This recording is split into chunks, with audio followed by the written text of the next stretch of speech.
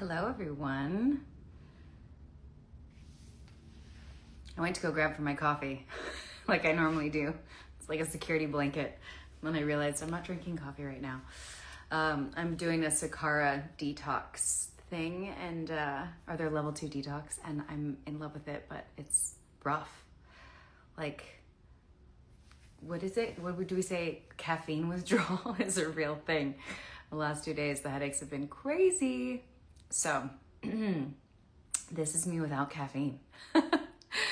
Hi, good morning, everyone. Thank you all for your support on the podcast. It's been an amazing journey, and I've now interviewed 10 women, amazing women that I can't wait to share all their stories with you. So thank you for following me on that journey, for all the support and downloading the episodes, subscribing and commenting and liking and all of that. I see it all, and I'm just so unbelievably grateful that it's not just the support for the podcast, but really for these stories. I think it's important. I think it's important to showcase stories that I don't think normally get the spotlight, because there's so many amazing women out there that aren't just in the spotlight. So I like to showcase their stories. So thank you for tuning in and listening and hearing about how amazing they are. Okay, I'm going to be turning off commenting to do this interview with Noah this morning. And then we can turn it on at the end again if there's any questions that are coming through. I'm going to go and skim through some of these things right now. Yes, no caffeine. Thank you. Listen, and the sound, by the way, too, no one has been too harsh about the sound, but the sound for the first 3 episodes was really a struggle. Just mic issues. It'll all be on Patreon. I'll do a behind the scenes and everything, but it was a struggle to get the sound right. I definitely learned a lot. And yeah, so the first one, it was the worst, and I can't believe that was salvageable. And then the 2 after were a little bit better, but now it's gotten down to a science, and we should be good from here on out. So you guys are going to be those that just listen. They'll be very impressed. That I hope it goes better. It just gets better. The sound is going to be really great. So yes, I'm excited to see everyone in Paris. Alicia did amazing. Yes, she did. Isn't she amazing? And her artwork. Thank you, guys. Thank you, thank you, thank you. Okay, I'm gonna bring Noah on. Wait, I forgot how to turn comments off again. I'm gonna turn comments off. Where's the button? There it is. Okay, I turned off commenting for this time, and then at here.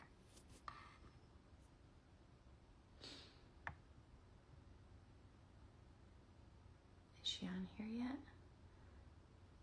Let me see.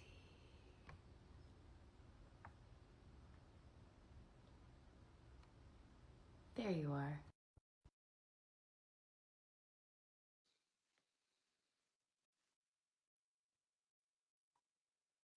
It's always like,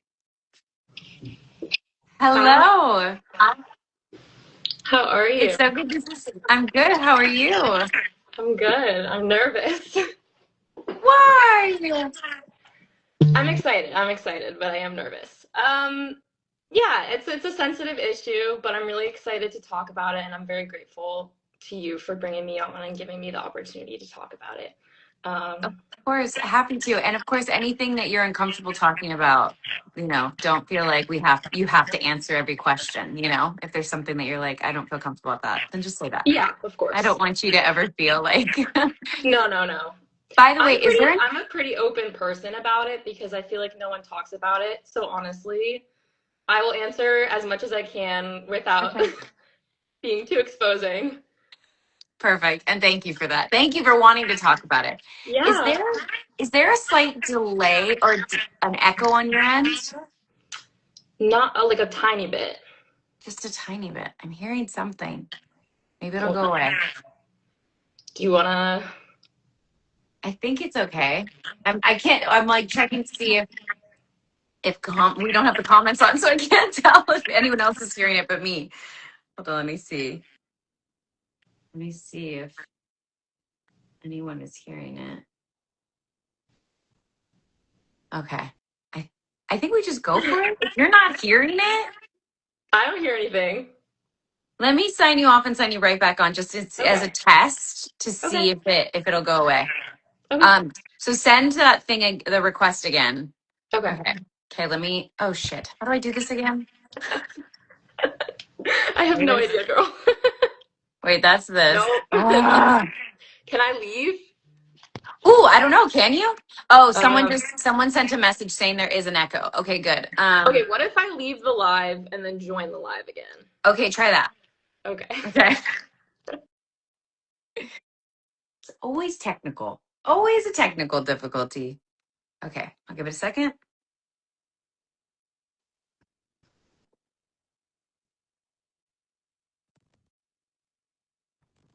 Let's try this again. Fingers crossed.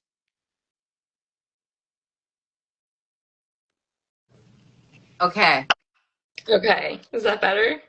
I think that's better. I hope so. Yeah, I don't hear an Okay. echo anymore. Okay, good. Okay, good. It's funny because like I'm in my dorm right now and the walls are so thin, so people on either side of me are getting a free OCD pep talk. It's good. Hey, listen, there's people out there that probably need to hear about this. There's a lot of people I think that need to hear about this, or to just Yeah. probably not feel alone. I think someone the other day, they actually wanted this to be kept private, but they actually divulged to me that like when they went through a really traumatic experience, what ended up happening is they actually became severely OCD as like a coping mechanism. So Mhm. it's interesting. It's already brought conversations up in my life. So I think Good. it's very brave of you to talk about it, and I think admirable of you to talk about it. So, did you have anything you wanted to start with, or did you want me to go right into questions? So, I mean, I worked alongside my therapist to kind of, I mean, I wrote down everything I wanted to say. I have like an intro and then just like basic information. And then I wanted to talk about my personal history. Yeah. But really, like, whatever you want to do works for me. So, No, you take the stage and you lead it how you were wanting to, and then I'll listen. And if any of these questions weren't answered, then I'll chime in. That people ask, then I'll chime in and ask those questions. But I think you yeah, take. pause me. Please pause me if you like have a question or something. Okay. Also, if you personally have any questions. Okay. But yeah, the thing I want to start by saying is I'm obviously not a medical professional. Everything I say is my own personal experience and conversations I've had with psychologists and psychiatrists and other people with OCD. Um, the first thing I want to address is like the misconception about it. It's not really portrayed in the media at all.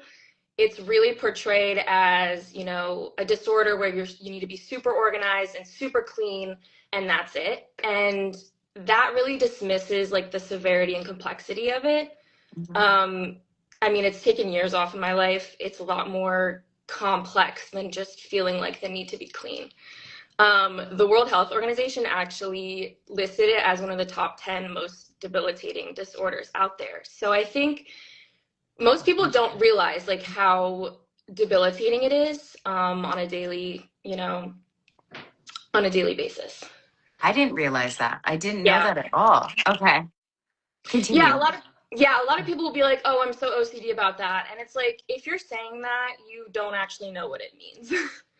And I mean, um I'm at fault for that. So I'll even say that. I mean, I'm 100% at fault for saying that sometimes with my own life and not understanding it fully. So I'm going to call myself out on this one. yeah. So No, I you're going to appreciate that. educate me too about not saying that. Yes. Yeah. So, what it stands for is I have my iPad here. Sorry if I'm like looking. No, I do the Um same thing. Always. So what it stands for is obsessive compulsive disorder. The obsessions are like repeated unwanted thoughts and fears, and then the compulsions are like behaviors or actions that you take to kind of um, like decrease the stress and anxiety that comes from having those thoughts and fears. And the thing is that like we all have intrusive thoughts, right? Like we all have unwanted, random, weird thoughts. Like you're driving down the highway and you like cross a bridge and you're like, what if I just like drove off the side? Like we've all had stuff like that. Maybe not that exact one. But the thing is that with people with OCD, they're unable to dismiss it and it becomes like all encompassing. It becomes all you can think about for hours, days, weeks, months. Like it really takes all of your brain space and you're kind of caught in this loop and it's the only thing you can think about. Okay.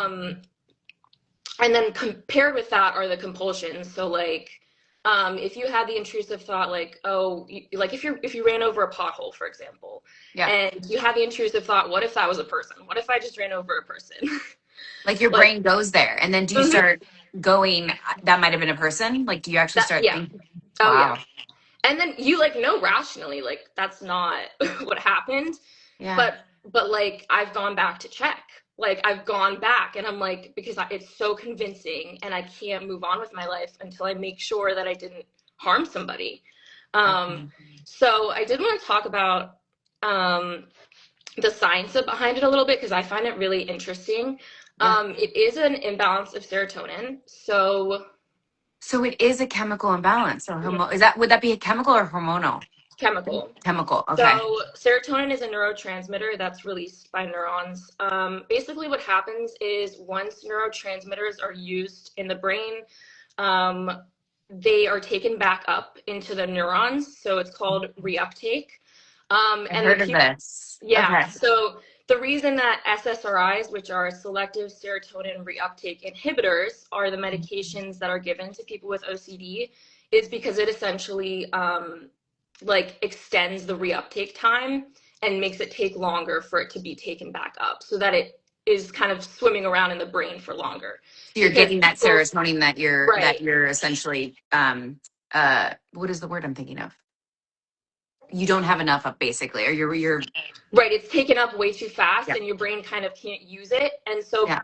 somehow I don't know all the science of it but Yeah. somehow that causes these loops in your head and this Wow. need for control and to do something to alleviate that stress.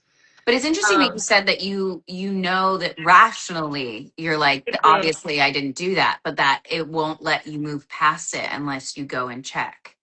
Because it's So like, it's almost actually, like two minds at the same yeah. time. So actually, that is probably the most frustrating part of it. Yeah. It's like rationally, I know. Like I used to have this intrusive thought, and I'll get into the themes a little bit, but I used to have this thought that if I didn't go downstairs in the middle of the night and drink orange juice, my whole family would die.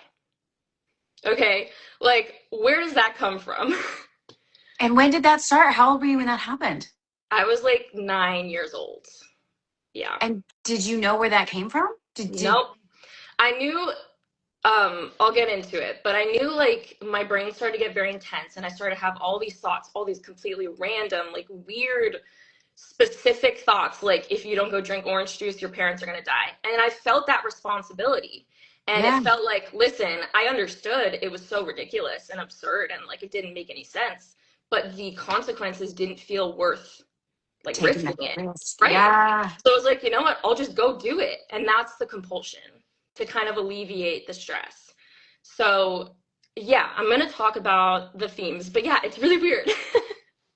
I mean, it's got to be so, like you said, debilitating to have, but also it's fascinating the way you're explaining it, and so my brain just wants to understand it even more.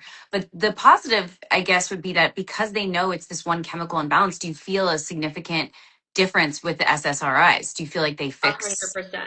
Okay, so that's 100%. good. Yes. I mean, when I first went on them, I like honest answer, I don't know where I would be without them. Hmm. And medication is 100% a tool. Therapy is also a huge thing, which I'll talk about. Okay. Um, but yeah, I don't like I was going crazy, truly. Like and I Yeah. was 9, 10 years old. Like I was little and it was really lonely and it was really scary. And like anyone who goes through that process, is it's scary. But for someone that young, it was really scary to deal with that. Um, How did your sorry? How did your parents handle that? How did they? can I come back to that? Yes, of course. Okay, I'm gonna stop asking questions now. No, Just no, you. no, no, I appreciate it. I just want to talk a little bit more about like how it manifests and then I'll Yep. talk about my personal experience. Okay. Okay, so there are a lot of like themes, they're called like OCD themes, and I'm not going to cover all of them. Some of them are more common than others. I'm going to talk about a few that I've experienced. Hmm. There are some that are more sensitive and kind of disturbing, I guess is a good word for it that I'm not going to talk about. It's a deeper conversation, and unfortunately, there's a lot of stigmatization online about it. So, Okay. hopefully, in the future, if you're ever interested, I would love to chat with you about it. But for What do this you mean? starting I think I out, got a little confused on that one. What do you mean? There's ones that are just, there's elements of OCD that it's just like we all like a lot of the thoughts that people with OCD have are disturbing to us. got it. Okay. Like because Okay. it's ego dystonic, basically meaning that it's the opposite of what you want, what you value. Okay. So if I have an intrusive thought about like what if I ran that person over, it doesn't mean I'm a violent person. It means I don't want to be a violent person. And like that's just an example, but there are themes that are like violence and sex and stuff like that that are Got it. more disturbing to the public, and like people don't aren't ready to accept that it's like not what we actually want, it's what we're afraid of wanting, It's you know just what I mean? misunderstood. Okay. Yeah. Okay. So like even saying that, I'm like I'm saying too much, but like yeah, it's really just I'm sorry. misunderstood and people don't aren't ready to accept that, but I would love Okay. to have more conversations in the future about it. I would love that too. I find that um fascinating. yeah, so there is contamination OCD, which is one of the themes, which is the fear of like germs and being harmed or Mm. harming others. Yep. I definitely have this. The compulsions are like constantly washing your hands, avoiding people or places. Like the number of social events I've missed out on just because I'm so scared of like getting sick is Hmm. like ridiculous. Constant mental calculations. Like when my OCD was really bad, when I was like 10 or 11, I was constantly tracking like who touched what, and it was just like taking up Wow. all of my mental space. So if someone touched, the bathroom door and then touched the fridge handle and then touched the plastic bag and then I touched that before I was eating, I would have to wash my hands in between all those steps. Got it. Um, so that's like the debilitating aspect of it. Like it really takes up all your mental space and like time. Like it's time consuming. Yeah. And you're Um, not able to use that mental space for other things, like what you're right, saying. So yeah. right, yeah. Gotcha. Um, so there's like checking OCD, which I kind of mentioned before, which is like the repetitive behaviors to prevent harm. So like Mhm. I would sneak downstairs and like drink orange juice because I felt like my parents would get hurt if I did it. And like again, so ridiculous. I understood that rationally, but it Mhm. didn't feel worth risking. Yeah. Um, and I actually told my parents, I don't know how we got into this conversation, but I was talking to them over the weekend and I told them that. And they were like, "What?" Like they had no idea. That you were Um, doing that. they knew I was going downstairs and drinking orange juice. They thought I was being a bad kid and like sneaking it at night. No. I had no idea. Wow. um, so it's kind of funny because like they just had no idea, and I didn't tell them because if I told them, it also felt like I was risking them getting hurt. Like Yeah. it had to be something that I bared alone, and Mhm. that's very stressful, obviously. But Yeah. um, there's like false memory OCD, which convinces you did something bad and like forgot about it, like running someone over, or like I don't know. That's the best example I can think of right now. Yeah. It's a strong one. Um, No, that makes sense. like I feel like we've all had that thought where we like hit something and we're like, what if that was a person? I I don't don't think know. I've ever thought person, but I definitely thought I've like hit something that I wasn't supposed to hit. Absolutely. Okay, I'm so like, was that's that a just pothole? me. Was that a thing? No, it's not just you. I'm sure there's a ton of other people. I'm just trying to think if I've ever had that exact thought. Not to make you feel like No, no, that's it's okay. like, just to be clear. Like, I think I was just thinking of like, have I ever thought that? I was like, I don't know if I've thought that one. The bridge one Yeah, earlier, I definitely have done that one. Like, yeah, so like there's definitely ones that I resonate with and other ones that I'm like, oh no, I don't know if I've done that one. But someone out there has. yes, yeah, Yes. 100%. Yeah. There's like harm OCD, which is like fear of, hold on, everything. There we go. Fear about wanting to hurt yourself or others. So Uh, like, when I was in a pretty depressed state, I would yeah. have a lot of self-harm thoughts. Not because I wanted to harm myself, but because it was a really hard time. And instead of being able to understand that it was not a personal desire, that I didn't actually want to, it Yeah. like scared me. Like, Mm. also, again, I'm like 10 years old. I was like, why am I having thoughts about not wanting to live or not wanting to live like this at Wow. 10 years old? And it was really scary. And yeah, so there are a lot of like self-harm, harming others thoughts that, again, don't align with what you actually want, but they kind of convince you that because you're having the thought, it must be because deep down that's what you want. That's really the root of it. The idea that, like, because you have this thought, it must mean that it is your deepest, darkest desire, or else it wouldn't have popped into your head. You know what I mean? Yeah, you're basically fighting with your mind, it sounds like. Oh yeah. Oh yeah. It's fun. It's fun.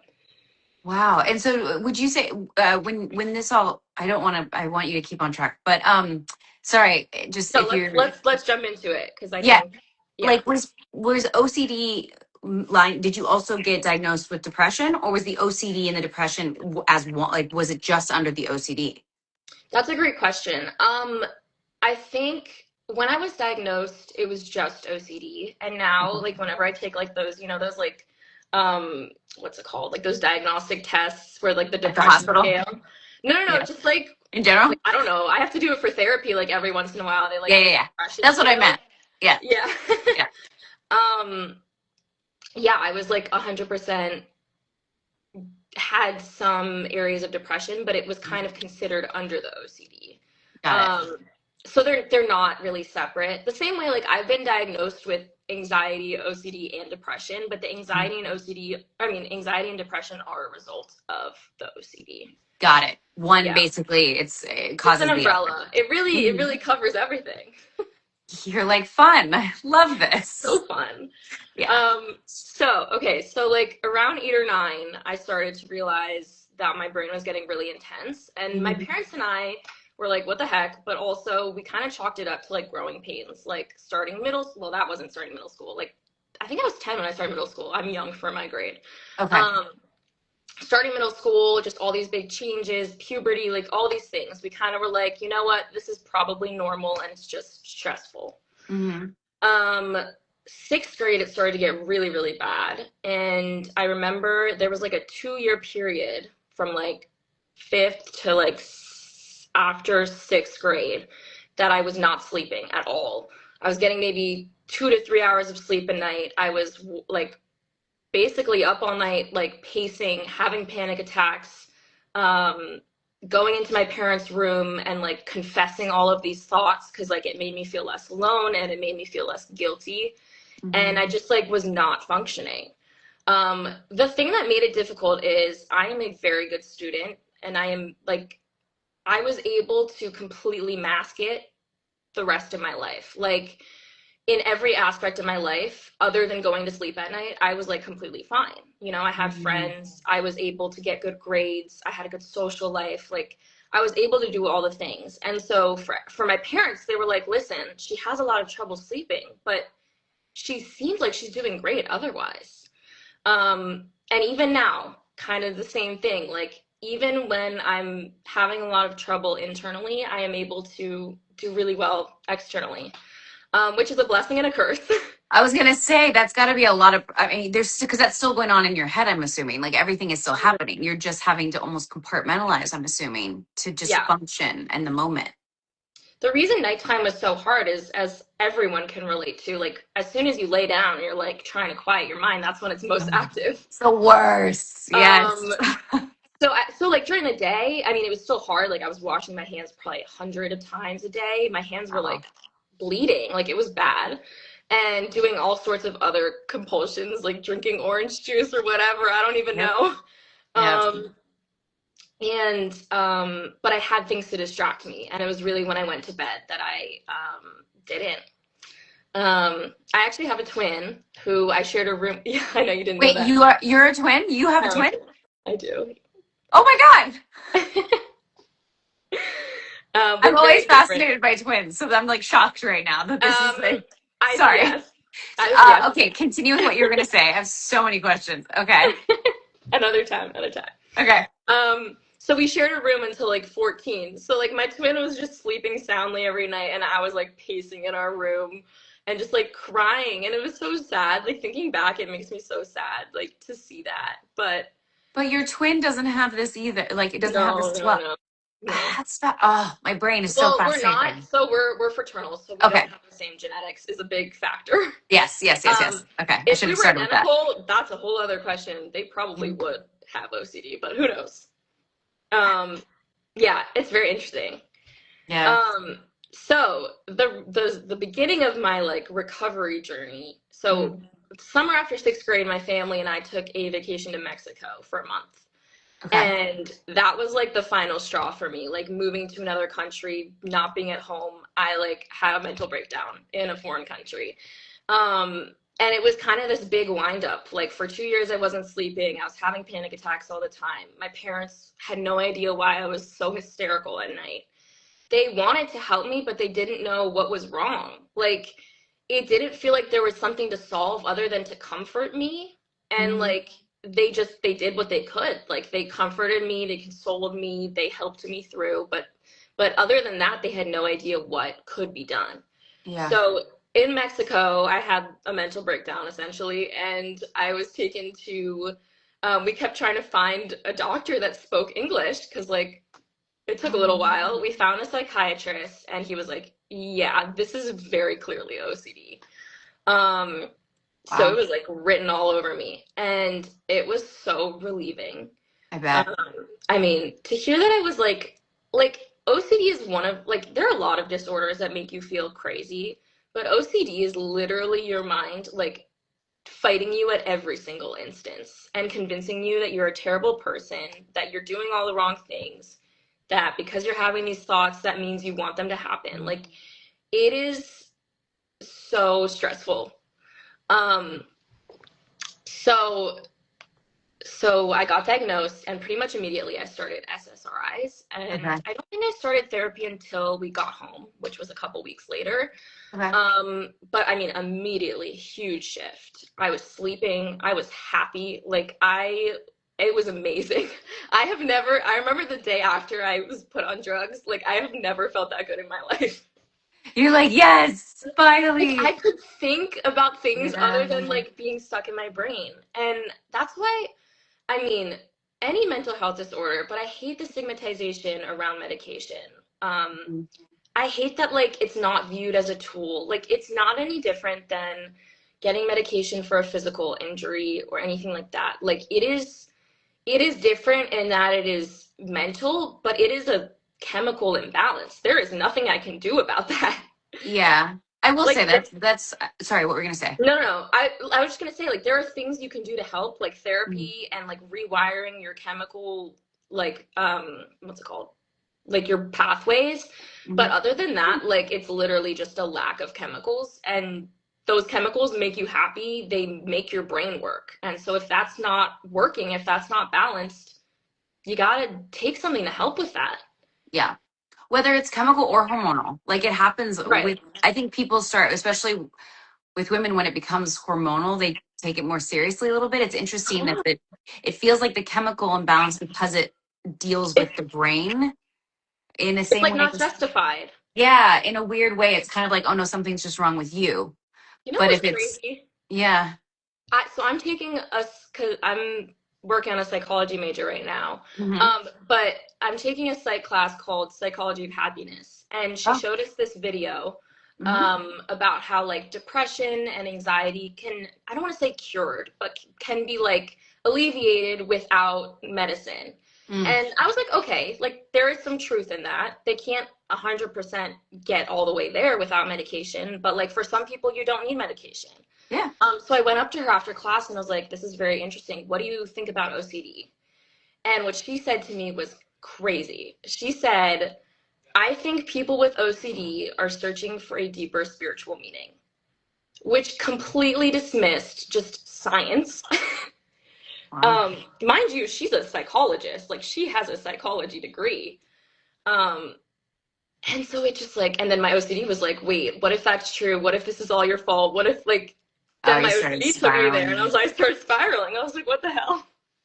It's hard though, because I think that's the thing is she has an opinion based on Right. her She feelings. did And say, that's, like, she did yeah. say, this is not scientifically backed. This is my personal opinion.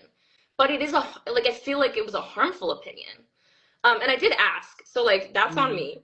But it did make me spiral because I was like, listen, is there something, because it kind of makes me feel like there's something wrong with me and that, like, I'm not living life as I need to be or as I want to be. And it kind of, you know what I mean? Like it kind of puts it on me instead of being like science shows us it is a chemical imbalance that causes these loops. Do you feel like it's the judgment or the shame around it that, or the same, like that you were saying kind of earlier, that makes you want to spiral when that's said to you? Because I wish it could be a thing where like someone says their opinion and you can just go, okay, that's your opinion. I mean, it's interesting that she's a teacher of it, or at least psychology. But that being said, like it, because I wish, my brain wants to go to like, how do you minimize the effect of other people having opposing views and opinions on it? And I The don't know best what the answer answer. to that is. Well, the thing is, it's so ironic because my OCD made me spiral about having OCD. Yeah. Like you, if someone said that to you and you don't have OCD, I don't think. Like, I don't know. No, I don't. I don't. Not that I know. I mean, I haven't been You would be diagnosed. aware. I I'm pretty. promise you that. I'm pretty sure I would know.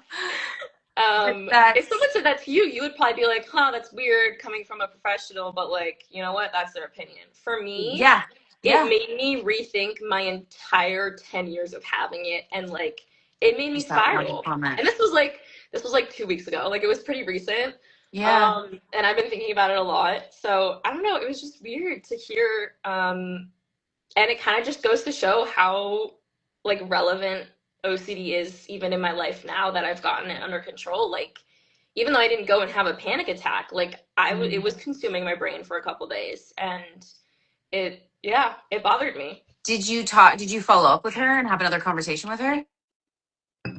Maybe I will.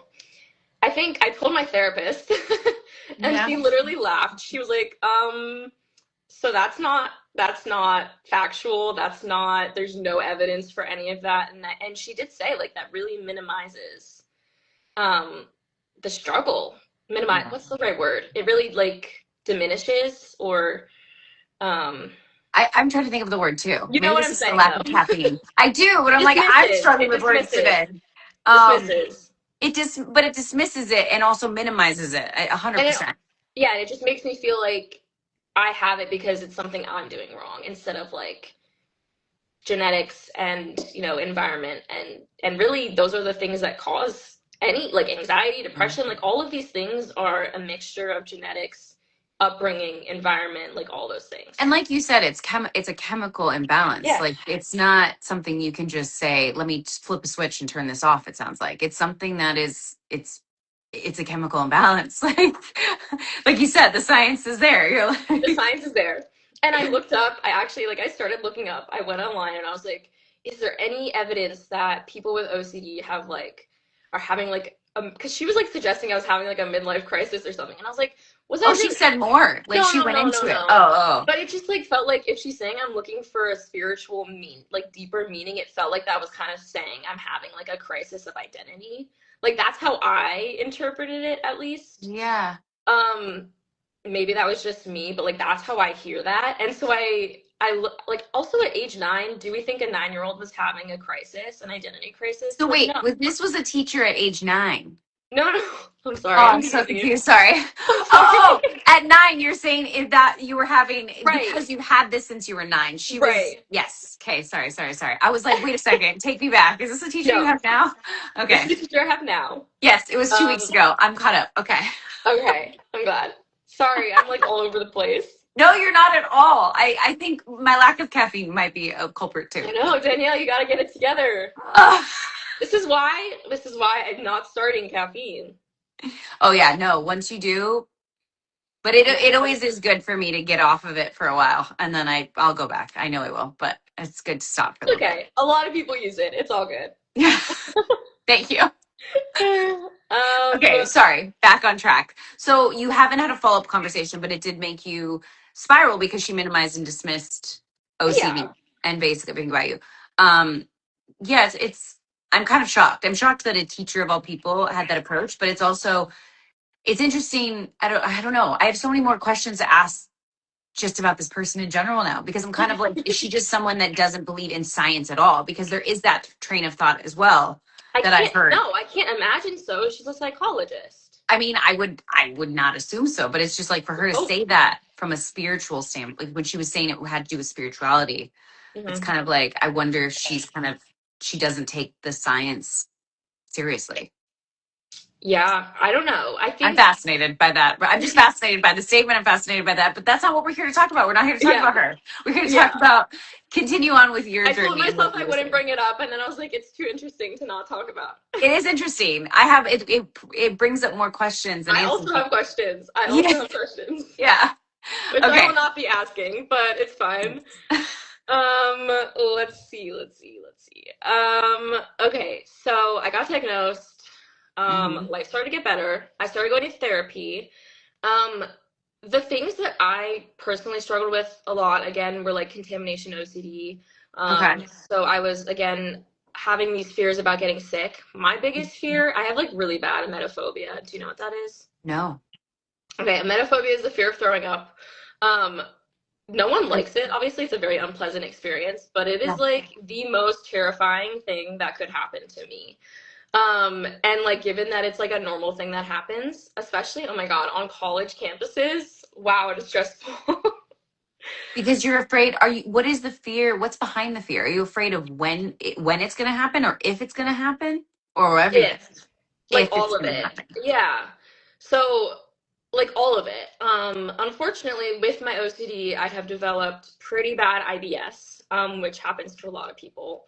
Um, I've developed high blood pressure, I've developed IBS, insomnia. Like it has a lot of physical Hmm. manifestations from just so many years of being so anxious. And the IBS makes me feel really nauseous a lot of the time. And because my biggest fear is throwing up, it's like then it's a loop.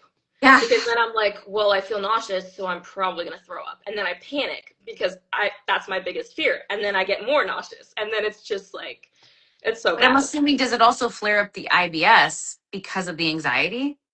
100%. Yeah. Okay. Oh my gosh. Yeah. Okay. Yeah. Continue. I'm saving my questions for later. I want to continue on your what you have planned. Um yeah, the other things for me were a lot of the things that are like scary for 9 year olds. And Yeah. honestly everyone, but like especially at 9, so like drinking, drugs, sex, violence, self-harm. Those were a lot of the big themes for me. And I won't go into like specific thoughts I had, but like pretty much anything along those lines was very stressful for me to deal with. And it was also hard for me to talk to my therapist about. Because Mm. again, at this age, like I hadn't had experience like I understood that OCD was not what I really was thinking and wanted, but I didn't feel comfortable telling my therapist like my darkest thoughts. Like they were Of so course. scary to me and they Yeah. felt so real that I was like, if I say it out loud, I'm manifesting it. And Hmm. so I kept it to myself. And you're not going to get anywhere in therapy keeping things to yourself. Let's No. be very honest. Yeah. So I eventually, started opening up and now I'm very open. I've had I've had like I'm on like therapist number 12, I think. Okay. Because I've had very bad luck. Oh no. Not finding a good therapist, but keeping a good therapist. Somehow, like 9 out of 12 of them have either gotten pregnant and never came back or switched insurance. So I've Mm. had like really good ones that I loved and then immediately had to switch. And it's been really hard because, like, again, you're like, you kind of start over with every therapist. Like, you have to start Yeah. from the beginning. Yep. They're not like talking to each other. No. You gotta put in the work. So I just started therapy like 5 weeks ago for the first time in 2 years. Hmm. I think I was in 12th grade, I was in a really good place Hmm. right before That's college, great. and I had decided she was switching insurance, so it was Hmm. kind of a stopping point. Yeah. If she wasn't, I probably would have stayed, but because she was, and I was just tired of starting over, I was like, listen, let's try. Let's try and see Hmm. if I can manage. And I'm very pro therapy. I think everyone should be in therapy, but I kind of wanted to prove to myself, like, can I do this? Yeah. And for a while, it was all good. And then I moved into college, and wow, what a poor, what a poor choice. I mean, No. who decides to like stop therapy at one of the biggest life transitions? Like, I don't know what I was thinking. No, no, don't do that to yourself though. But like, because honestly, too, I get that when you're like, oh no, things are going great. Like, I don't need it right now, and I don't want to have to start from square one with a new person. So you were doing what felt right, and then of course, like It life hits backfired. It you, did backfire. but also it just hits you, in the face, and you're like, oh, never mind, okay. But the thing is you already have the tools to go. Okay, I need to find a therapist. Like you had Yeah. those tools in your Yes, and I'm toolbox. so lucky to have like really good healthcare, Hmm. to have access to that. Because again, like same with Yeah, medication, I feel so grateful because I don't know like where I would be without it. It's such an important tool, and I know there are people out there that just don't have access to those resources, yeah. which I know you kind of talked about with someone else you brought on, but Mhm. it's hard, and I'm very grateful that I have it. But I was like, I don't have the energy to start over now. And so then like things kept getting more and more stressful, and all my symptoms were, getting worse and worse. And only until recently I was like, okay, you need to just do it, and it'll suck at first, and then you'll be Yeah. happy. And I love my new therapist. She's great. Oh, Which is good. It's lucky. And she told me she's not going anywhere, so you're like, please, please.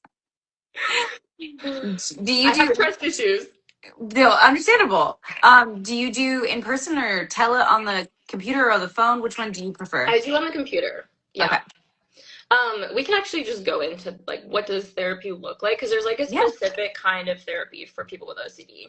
Oh, I It's didn't know not, that. yeah. Oh, So it's fascinating. called exposure therapy. It's pretty much what Okay. it sounds like. Basically, you take these intrusive thoughts and these obsessions and you Hmm. expose yourself to them, Okay. without being allowed to do the compulsion that eases the anxiety. So for someone with contamination OCD, that might be going and touching a toilet seat and not being allowed to wash your hands for 20 minutes. And Oh, like, that's disgusting for everyone. But for someone whose biggest fear that is like your body goes into fight or flight mode. And so basically, you kind of do that exposure over and yeah. over until it no longer controls you. Um, so there's like a whole Wow. other world out there. Yeah. So it's not just talk therapy. Do you do that? You don't do that in the session. Is it, does she kind of give you, or do you, does she kind of give you a list of things that you need to do kind of until the next session? Both, both. Okay. I do a lot less now because that was more of a thing when I was first diagnosed. Got it. And it kind of ebbs and flows. It's funny, like I was when I was like thinking about what to talk about, I was like, oh, I don't do exposure therapy anymore. And then the next day I had therapy, and she was like, listen, to get over this fear of like throwing up, I Mm-hmm. want you to, when you feel really nauseous and scared, I want you to put the trash can in front of you and pretend that it's going to happen. And so that's been my exposure recently. Got it. And it's so funny because I was like, I'm done with exposures. I don't do them anymore. Yeah. And it And kind then of one, ebbs and here it flows. is. Yeah, Yeah. here it is. And it is so useful. Like it Yeah. really makes a difference. And it is the hardest thing I've ever done. Yeah. It is so difficult because like it feels like you're exposing yourself to your biggest fear and there's nothing you can do about it. And then what else about, so if you're in, like, how do you feel if you're in public and you have to grab a trash can? Does that also feel, do you feel embarrassment around those things? Do you have to even get past that? Or is that not something you feel? Maybe that's not something that even comes up for you. That's not something that's actually like happened. Um, Oh, great. It's never happened like in a yeah, public setting like that. Okay. yeah, because usually it Okay. will happen like late at night. Okay. Um, and like when I'm going to bed and my thoughts are really loud, I'll start to feel Got really it. sick. Got it. Um, I have, felt nauseous in public settings, of course, before all the Yeah. time. I'm nauseous all the time, unfortunately. But Yeah. um, I think, I don't know, that's a good question. I've never done an exposure in public. Okay. I think it would be embarrassing. I probably would feel embarrassed, but also like it's more stressful to be in a public setting and do that. And it's also like a really personal experience. Yeah. Um, That's why I was like, does this have to happen if you're in I'm public as well? no, generally I think when you're like assigned exposures by a therapist, make it as comfortable as possible. Got it. You're not actually put in a threatening situation. Okay. Um, like if your biggest fear is getting hit by a car, that your therapist is not going to tell you to go No. stand in front of a moving car. Like Yes. That's the extreme. Yes. Don't do that. right. Right. Well, I wonder So what it would be for something like that, though. Would be I interesting don't to know. know. I don't know. Yeah. It's a good question. I'll Yeah. ask my therapist. I'd be interested to know. But generally, like, yeah, generally OCD is less about like, okay, what if this scary thing happens? And it's more like, it's more irrational things, I guess, if that makes sense. Like, it's, yeah, Yeah. they're more illogical than like a genuine fear, like getting hit by a car. Like, that's valid. Yes, that is valid. But like you went back to not drinking the orange juice or your parents will, die. Like that was it, obviously of exposure therapy period would have been like don't drink the orange juice, right? You had to practice not drinking the orange juice. Yeah. Exactly. Yeah. Okay. Yep. Okay. Got it. You got it. Um, so yeah, it's really hard. I do it a lot less. There is that one that I talked about, but other than that, like it was more of a thing when I was younger, but I did want to Yeah. talk about it because it's like such an interesting part of therapy, and it's like completely different than just like talk therapy. Um, and the other thing too is It that like is. therapists are not allowed to reassure you. So like the thing when I was going, having panic attacks every night and going to my parents' room and confessing, okay, what if, I had this bad thought and that means I'm a bad person?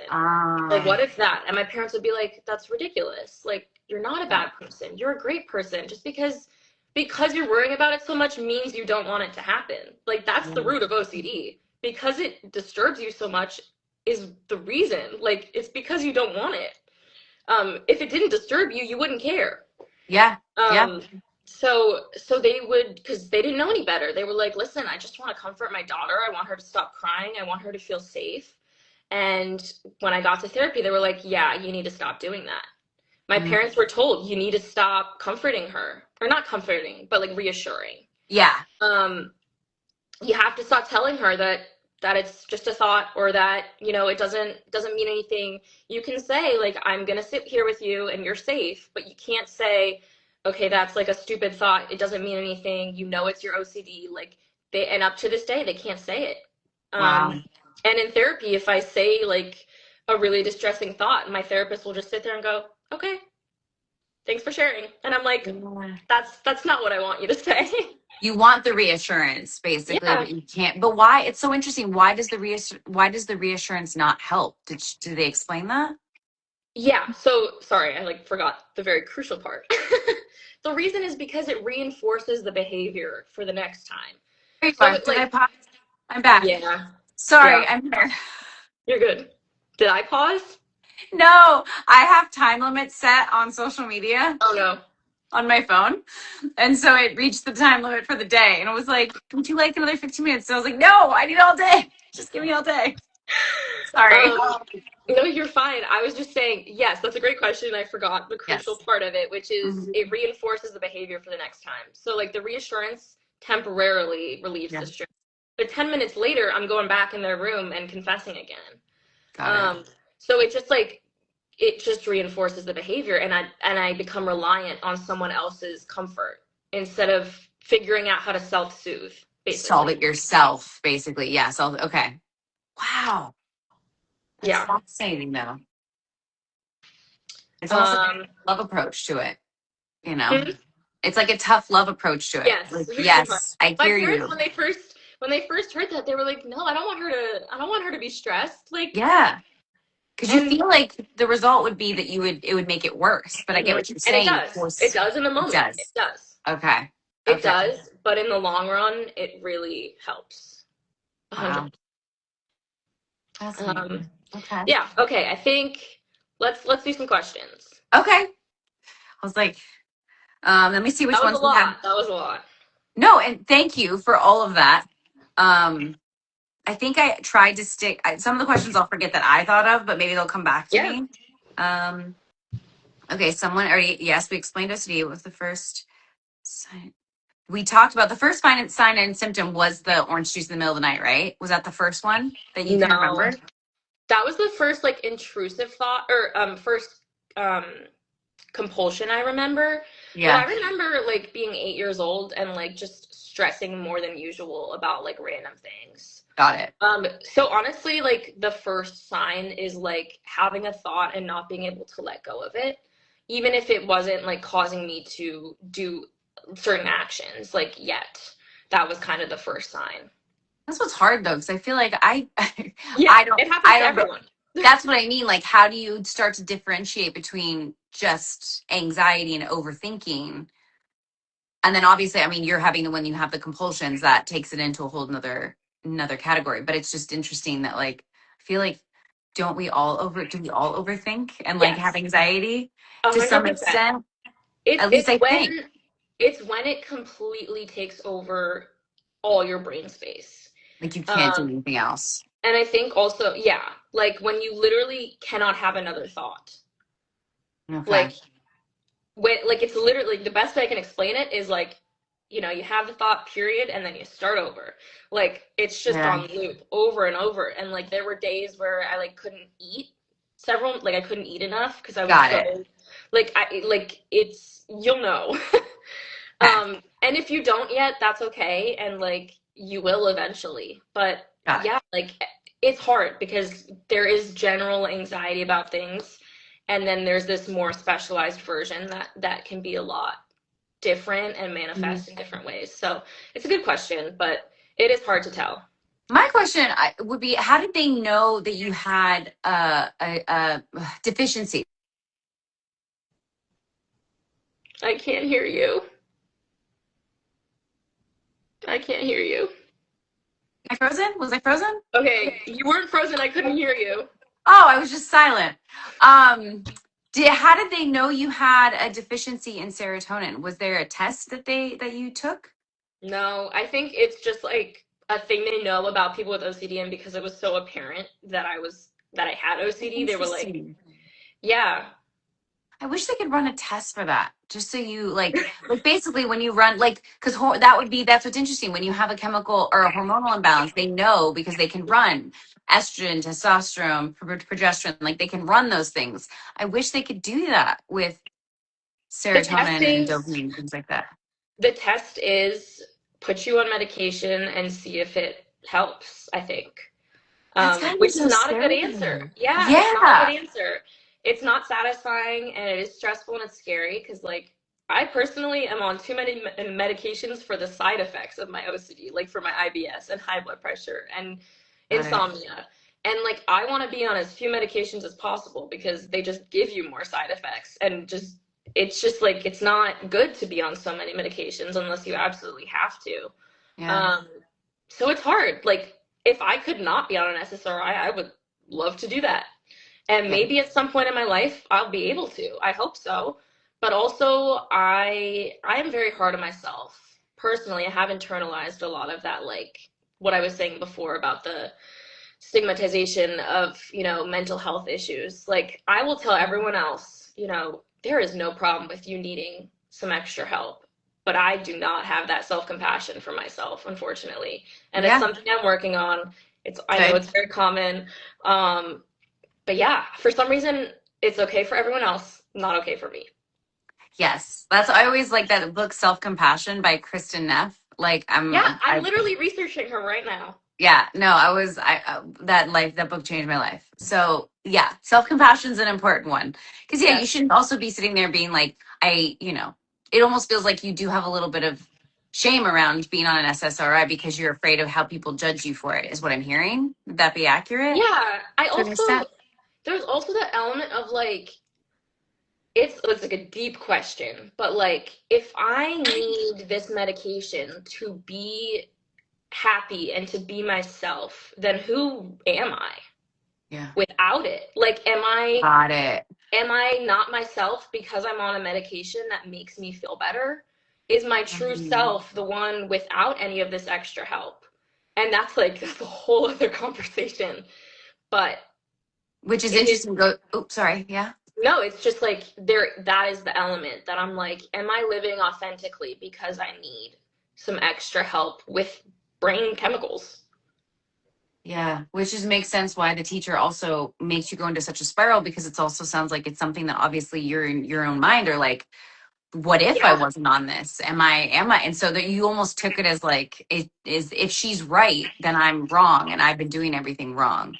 yeah, Is what I exactly. was kind of oh Yeah. my gosh. I hope that me saying that doesn't make you It No, no, doesn't cut. no. Okay. No, I like it because you worded exactly my thought process. Like it was Okay. stressful for a reason because like my biggest fear, other than like throwing up, obviously, but my like actual biggest fear is being a bad person, not Mm. being lovable, like like come back to Maya Bishop, but like not being lovable and spreading harm instead of joy. And I am such a loving person, and all I want to do is spread joy and happiness and make the world a better place.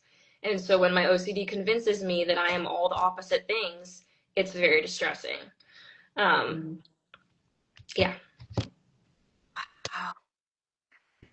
Um, I'm gonna look at the questions. It's just, it's kind of shocking too. It's like to live with that just sounds, it's overwhelming. Um, okay, let me see. Let's see.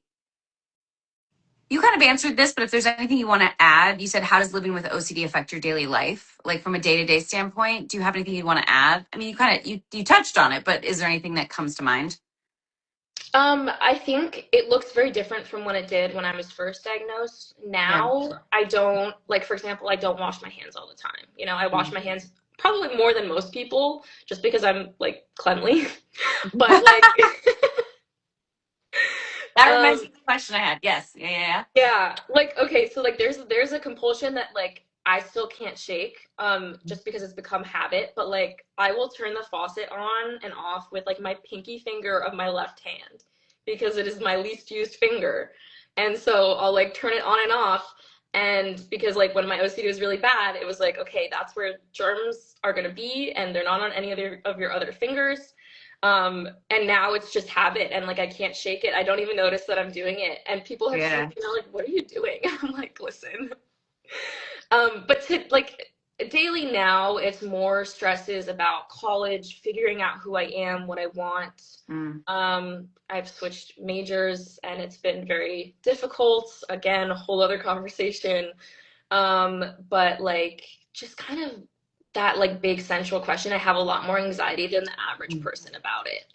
Got it. And it feels like the end of the world, but it's a lot less of like the same sort of intrusive thoughts that I used to have. Like it does change with time and it evolves with the stage you are in life.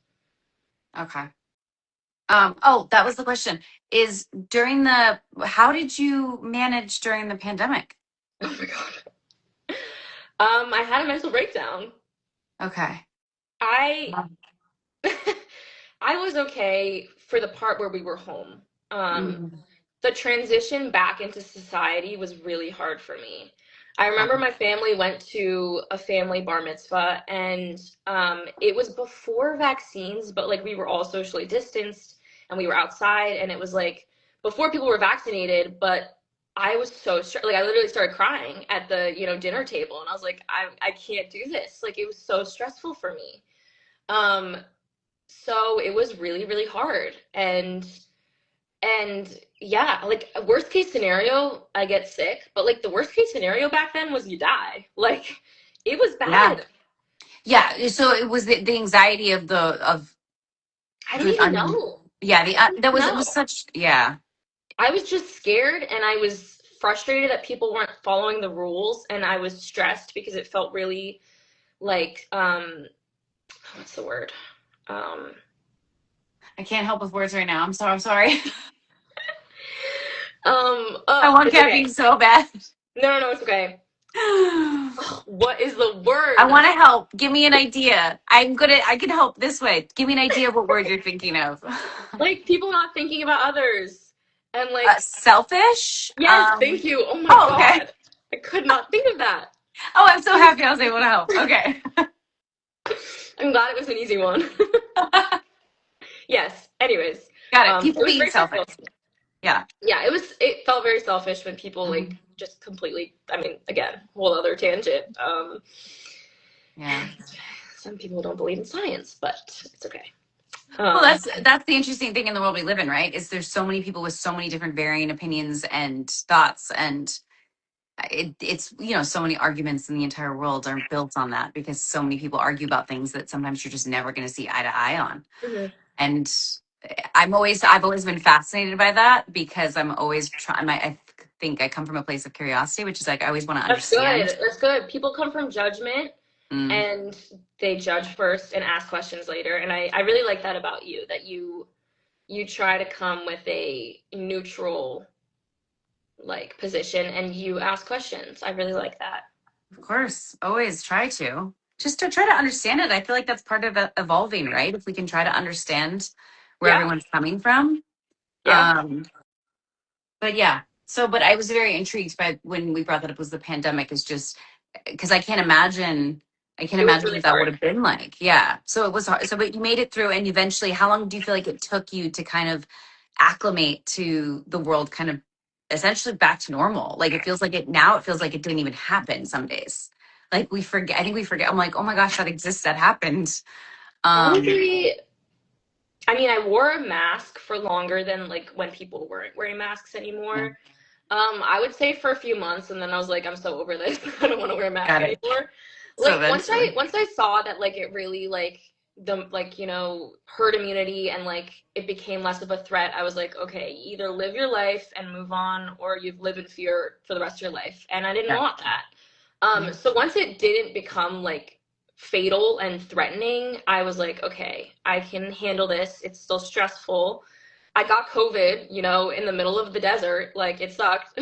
That's a fun story. Did that help you when you got COVID to kind of then go, okay, I had it Yeah, and yeah. I made it through. And It's like so it's like with throwing up also, which mm, I know it's like kind of gross. Sorry to talk about it, but like I don't find it gross. Sorry for I will anyone that forever be does. impressed by people who are not bothered by it. Really? Oh yeah, it is like literally this like I can't. It hurts to talk about, but like it's an exposure of some sense for me to Yeah. talk about it more. Got it. But like I don't know what I was saying. I'm so sorry. I think I might have distracted you. We were talking about, when you Oh got yeah. COVID. When And I like yes. I got sick. My family and I traveled to Montana for the first time over the summer. It was a lot of fun. I got like sun poisoning, I think. Like my body, it was just Mm. too much. We did a bunch of really hard hikes, eat a lot of fried food. Like it was Oh not yeah. Yeah. I got sick and it sucked and it was awful and it was terrifying for me. But the next day I was like, you know what? That was not the end of the world. And Mm. having that like somewhat recent experience a few months ago has really helped me these past few months to deal with, the anxiety around nausea because I'm like, listen, like it is an awful experience. No one enjoys it, but you didn't die. You were okay. It lasted a few hours and then you were okay. And like I use that to help me. Okay. And some other things, I'm sure there was a question about like I don't know, but like what do I do to Let me see. get Yeah, I'm through sure it? it's here, but definitely if you, yes. Oh, here's one. What are your top three grounding techniques? Okay. Yeah. So That's that. I know like people are tired of like hearing this, but deep Hmm. breaths for sure. Something I really I like, love the deep breaths. Yeah. I like meditations sometimes. A lot of the Okay. times when I'm like really panicking, they actually don't help me. Interesting. Um, it actually kind of makes the anxiety worse sometimes. And that's kind of like a personal thing. Because I Yeah. feel like when that scene where Maya is like listening to the meditation and she's like, Oh yeah. Oh yeah. yeah, Yeah, yeah, yeah. it's like shut up, like you're not helping. Trust me. I also will say, not that this is like me saying that you'll get there eventually, because it's not, meditation is not for everyone. But I 100% was like that when I first started meditation. I was like, shut up. But like my therapist was like, just keep trying. It'll take some Yeah. time. And by like the 10th time, I was like, oh, oh. Hopefully, I do need to practice it more when I'm like not in an active state of panic because you need to build that. Yes. Yes. I Yeah. can see that. But I really only do it when I'm like actively panicking and then it doesn't help. Yes. So, Which makes but sense for too. Yeah. me, because I have such a sensitive nervous system and I like usually get really nauseous when I'm stressed, Mm-hmm. ice packs. I really like ice packs. On the back of Oh. my neck or on my forehead, it shocks your nervous system and it kind of forces you to be present. And I really like that. I Um, might use that. yeah. Okay. I mean, it's like if you could take an ice bath, great. Like do a Yeah. cold plunge. But I it's like, love cold plunges too. So I was like, oh, you're crazy. In Um, LA, I feel like we do all the things here. We're like, oh, cryotherapy, cold plunges, meditation. Like we just feels like we do it all. Um, but if you don't have access to all of that, yes. an Yeah. ice pack really helps me, and it helps with the nausea too. Like cold water, 100%. Oh, Taking always helps. Like okay. ice cold water. Yep. Don't drink room temperature water, cold water. Again, it kind of shocks your nervous system. And then for me personally, I love animals more than anything. Me Um, too.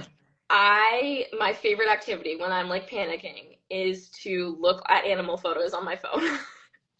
That's I'll great. go through my camera roll and look at all my photography and look at all the goofy animal photos, and it always helps. So find something for you personally. Maybe that's looking at animal photos, or maybe it's something else that, like, really at your core you love so much. And it doesn't solve the problem, but it does force your heart rate to slow. It forces you to, like, kind of get out of that state of panic. And yeah, those are my top three. What was the wait? One, I heard two. What was the third? Did I miss the third? Breathing. Breathing. Sorry. It's always a Or good going one. for a walk. Going for a walk. Sometimes I just need to move.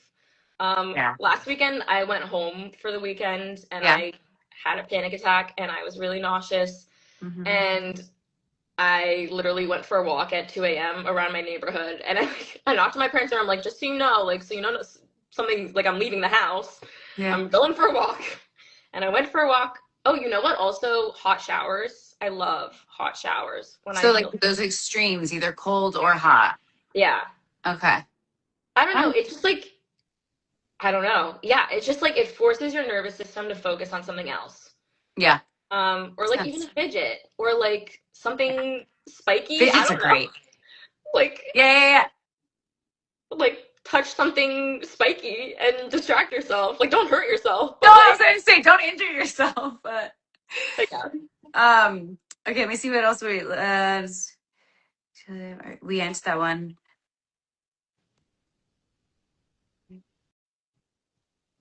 We've answered a lot of these. Good.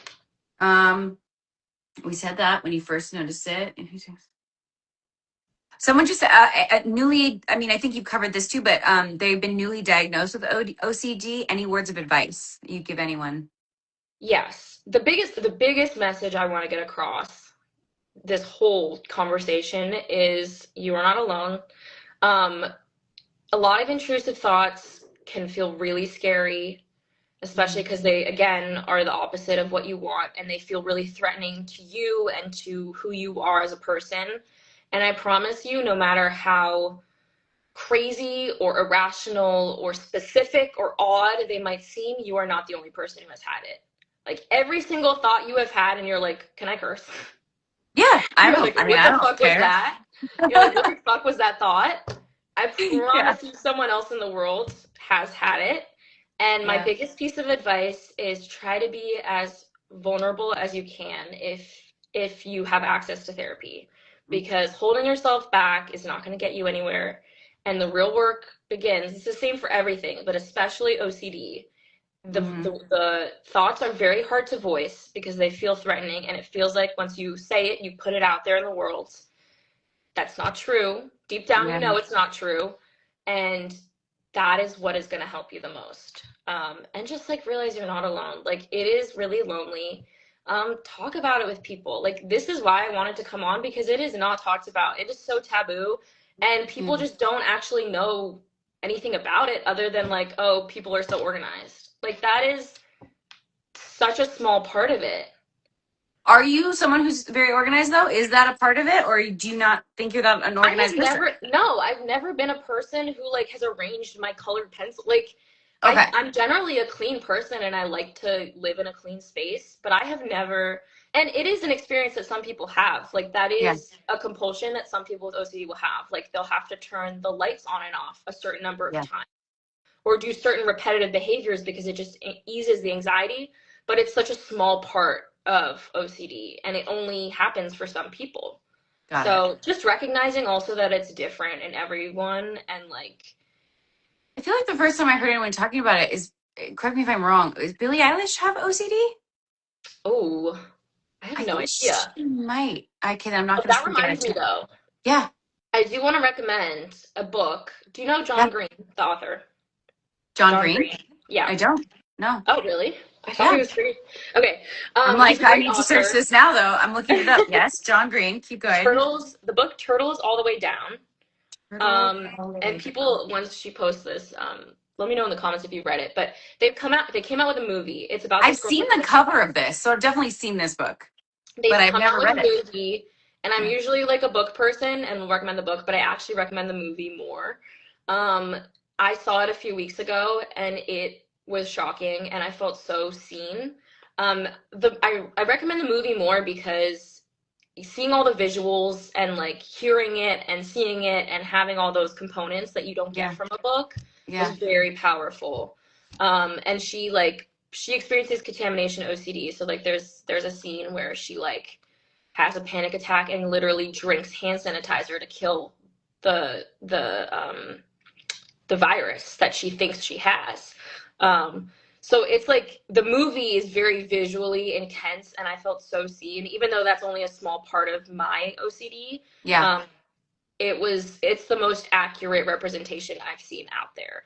So Wow. highly recommend it. Read the book too. Is the movie by the same name? I'm just trying to figure that out It's too. yes, it's called Okay. Turtles All the Way Down. Okay. I think it's on HBO or Hulu. Okay. I see the book. I just didn't see the movie anywhere, but I'll look that up too. Yeah, I'm fascinated by that. It made me think of something. What was the thought I had just now? Anyways, it's gone.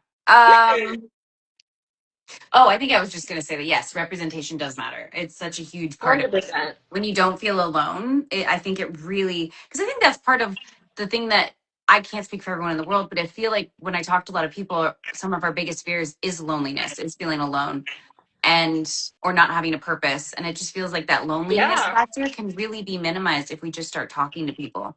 And if you Yeah. can't talk to people, is it a therapist? Is it a journal? Is it, something that you can get those thoughts out so you feel less alone in them? 100%. And I would love for this to be part of a bigger project for me to Mm-hmm. like, I don't know how it would work, but I would love to talk about it more in the future. And, Yeah. if I plan on getting a psych degree and I plan on hopefully becoming a therapist maybe, but um Mhm. I hope that we can start building more platforms to discuss it and like yeah, loneliness is a huge factor. And that's why like the thing I'm saying to everyone on this is no matter how crazy your brain is telling you you are, you are Yeah. not the only one who has had that thought. I promise. Your therapist will not judge you. It is their job. They have heard crazier things. Tell them because it will lift a weight off your chest, and that is when the real work can begin. Yeah, that relief from just getting it out instead of it constantly being in your head. I feel I can't relate, obviously, on the same level of those, Yeah. but I feel like when regards to just in depression or anxiety and things, that's why I'm always an advocate of journaling because I'm like, I just need to get it out now because I Mhm. struggle with talking to people. I can talk to my therapist, but I struggle with talking about my feelings and emotions to just even my friends or family. So like Yeah. journaling and therapy has always been my like go-to because I'm like, I just have to get it, what's in here out. A Or hundred percent. yeah. 100%. I used to journal when my OCD was really bad. I used to journal every night. And sometimes it helped, sometimes it didn't. The Yeah. thing is, like with journaling, it doesn't feel like enough for me in the sense that I'm not, again, I'm kind of seeking that reassurance. Even now, Mm, I'm seeking, even if my therapist doesn't tell me, okay, like you're not a bad person or whatever, just her knowing and like continuing to work with me is like enough reassurance that I'm like not a bad person. You know what I mean? yeah, Like yeah, yeah, yeah. just writing it down in a journal is not enough for me. Um, and maybe that's something I need to work on. No, but it's great that it just sounds like you need that. Correct me if I'm wrong. What I'm hearing is like you need that non-judgmental person to just hear you and not, and basically see them not be like, what? Oh my God, that's Right, it's right, at least you're not getting the reassurance, but you're also not getting someone tell right. you you're Right. it seems Which like again, if your therapist was truly concerned for your safety or others, they would say they something. would. Yes, So like they have to. yeah, it's true. So it It's is so it good. is reassurance in that sense. Even though it's Oh my not like God, I just yeah, looked at the I time. know. We've been I know, talking I for an know. hour and 15 minutes. We got into it. No, finish your sentence. So I didn't mean that. And then I'm going to look through if there's any other questions and then we No, should I think wrap I'm it up. done. I'm done. I answered it. No, there's nothing. I didn't mean to. I was shocked at the time because it What was feels the like question? I don't remember. I don't remember either. Okay. I think we were just talking, we kind of finished that sentence as therapists, Yeah. obviously, if there is something wrong, they would say something. Um, I think we kind of did cover it all. I'm not seeing anything that stands out as like a brand new question. Did I hear that you? Yeah, I think it's not like I won't use the word common, but it's not as uncommon as people think. I think I read a statistic that was like 20% of the world has Has OCD. OCD. Yeah. Here's one question that I what do you think it is?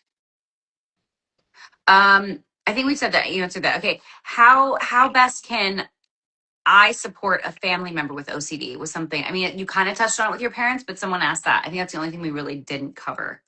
Yeah. Get them help if they need it, which if it's, intense like for me, then you need it. Kind of have that intervention and don't let it get to a point where you're stranded in another country and having a mental breakdown. Mhm. Um, it's a fun experience, but like you But don't you want could to have have it. never have known that that was going to happen. Like you didn't know No, that. I mean, yeah, it's true. It's true. But therapy, medication, if you have those resources, try and help them find that. And then other than that, as tempting as it is to be that provider of reassurance, it really backfires in the long run. So, if you're a parent especially and you're seeing your kids struggle, like I've talked to my parents about it and I can only imagine how hard it is. And like it is so hard, but try to work alongside the therapist and seriously take what they're saying about reassurance and not reassuring to some degree. Different therapists will say different things.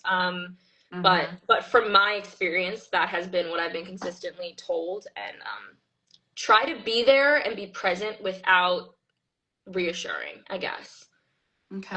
Like sometimes when I'm feeling really sick, I'll have my dad just sit there with me and I won't have him say anything and he'll just sit there with me. And I really Mhm. love that. And I'm very grateful to him for that. Um, and like sometimes all you need is a present, warm body to know that you're physically not alone. Yeah. Even if you're not saying anything or comforting them or reassuring them, like it really makes a difference. Okay. That's great. It reminds me of a saying that I'm not going to remember right now, but it's the three H's. The three H's. Do you want, when someone comes to you with something, it's like, do you want a hug? Do you want help? Why can't I remember the third I one? Hug, don't know. help, hug, help, something else. There's a three H. Hold on. Let me see. I can't leave with the like left. Let People are me going to be try. like, how did you leave, not leave with that? Um, I'm like, hug or I mean, like I know a lot of words that start with H. I'm like, Here, oh, here. hug, help, or heard. Yeah, And I always loved here, that when I her. heard it. Now, obviously, it's Yeah, different, but I just feel like sometimes too, just starting from that, like you're saying, your dad just sitting there, or being heard, just like you need to say it out loud and don't reassure me, or help if you can help me find somebody that'll help me, whether it's a therapist or something like or medication. So I just kind of it resonated with me in regards to yeah. the No, help, it hug, or really heard. encompasses it all. Like, if Yeah, you can provide therapy and medication, it makes a huge difference. Might yeah. not work for you. That might not be the solution. Just be there and be, yeah, yeah. It makes a big difference. Shout out to my dad for sticking with me. This was an absolutely wonderful conversation. Thank you Obviously, so so much. wonderful that I completely lost track of time. Thank you for your vulnerability and your openness to wanting Yeah, to talk about this. I think this probably resonated with a lot of people. I hope so. I hope so. And even if it resonated with one that needs help, like that's what matters. So I just, yeah. So thank you so much. Noah, it was so great to talk to You. you. It was so great to see you. And best of luck with your studies. Thanks. And yeah, until next time. Yes. Take care of Um, yourself. I am. I am. Okay, It's good. all good. Okay. Thank you so much. I really am really grateful for this. And I'm glad you learned something. I know, again, there's a lot to talk about, and I'm always open to talking about it in the future. So, Okay. I would love to hear it as the journey goes on. I'm sure there's going to be another time to really kind of oh update. yeah, all the chapters. But yeah, biggest thing to leave everyone with is you're not alone, and yeah, you're not alone. So I hope it resonated with someone out there, and yeah, thank you so much. Thank Have a you great so rest of much. your day. I'm gonna Thank try and figure you. out how to How It's does okay. it? I think I can do it now. I'll just Okay. end it. It's perfect. So I think Okay. I just press this. I'm so I know. I'm glad at least you get it. Like the technology sometimes. I mean, I think I could just click the X, no? If I think well, I can do it. It's fine. We'll say goodbye. We'll do this. Bye.